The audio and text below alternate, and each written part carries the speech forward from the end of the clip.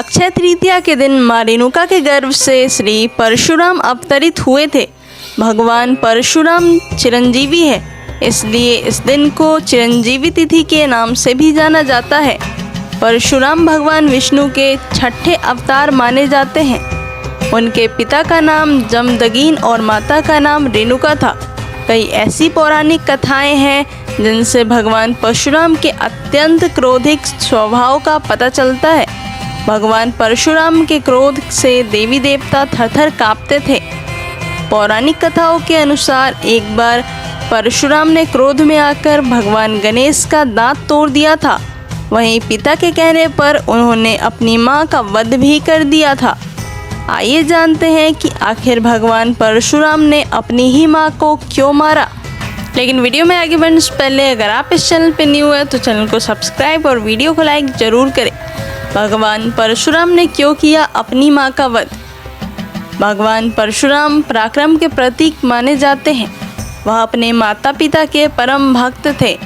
पौराणिक कथाओं के अनुसार एक बार परशुराम की माता रेणुका जल लेने नदी पार गई। वहां उन्होंने गंधर्वराज चित्ररथ को जल में अप्सराओं के साथ देखा और कुछ देर वहीं ठहर गई। उस समय माता रेणुका के मन में विकार उत्पन्न हो गया था।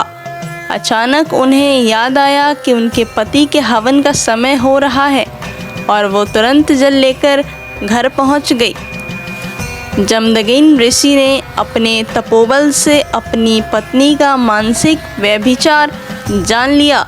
उन्होंने परशुराम से बड़े अपने 3 पुत्रों को आज्ञा दी कि वो अपनी माता का वध कर दे, लेकिन किसी ने भी इसे पाप समझकर नहीं किया।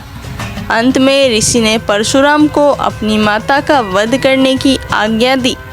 साथ ही उन्होंने कहा कि अपने भाइयों का भी वध कर दो, क्योंकि इन्होंने मेरी आज्ञा का पालन नहीं किया। परशुराम ने पिता की आज्ञा का पालन करते हुए अपनी माता और भाइयों का वध कर दिया।